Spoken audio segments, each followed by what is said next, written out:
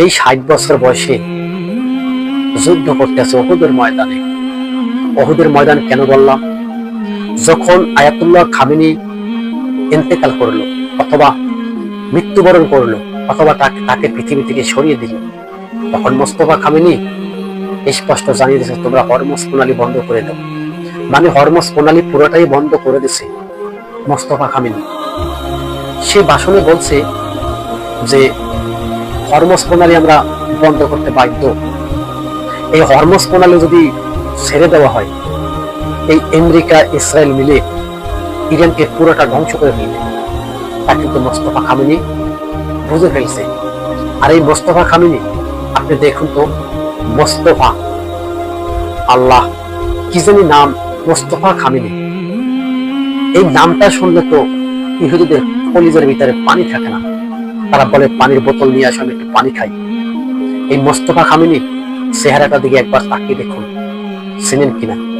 এই ইরানের president Ayatollah Khamenei মৃত্যুবরণ করার পরেই এই মোস্তফা খামেনি কিন্তু ইরানের প্রেসিডেন্ট হয়ে গেছে।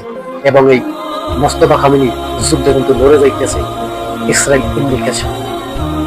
তবে ইসরায়েলিরা কিন্তু পালানো শুরু করছে।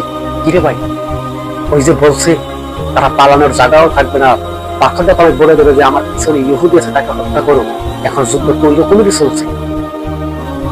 ইরানের রাডার যেগুলো আছে, রাডারে খুঁজে খুঁজে খুঁজে খুঁজে বাইর করে দিচ্ছে ইহুদিরা কোথায় কোথায় আছে।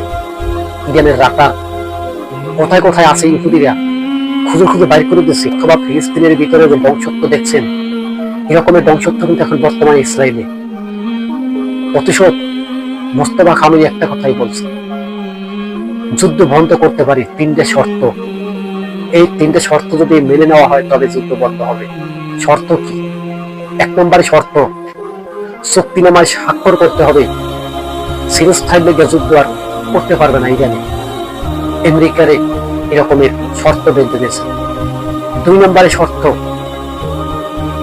তারা আত্মরক্ষার জন্য তাদের পারমাণবিক অস্ত্রের বোমা বানানোর কার্যক্রম চালিয়ে যাবে। এই শর্তটা যখন আমেরিকার সাথে বেঁধে দিল, আমেরিকারা কিন্তু মেনে নিল না। তারা কিন্তু বলতো যুদ্ধ চালিয়ে যাব, এই শর্ত মেনে নেওয়া হবে না।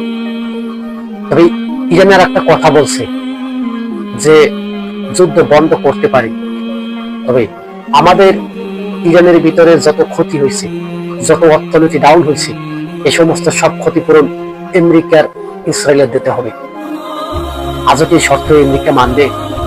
ওরা তো গাদ্দার। গাদ্দারের কিন্তু পতন কিন্তু হয়ে গেছে, ইতিহাসের পাতায় আছে। গাদ্দারি করতে করতে করতে করতে কিন্তু তাদের পতন হয়ে গেছে। যেভাবে গাদ্দারি করছিল নমরুদ, সাদ্দাত, ফিরাউন, গাদ্দার করে কিন্তু টিকতে পারে না, পৃথিবীর জমিনে শেষ হয়ে গেছে। আর এখন গাদ্দারি করছে ডোনাল্ড ট্রাম্প, এখন গাদ্দারি করছে নেতানিয়াহু। তবে তাদের পতন হয়ে যাবে, সময়ের অপেক্ষা, দেখতে পারবেন।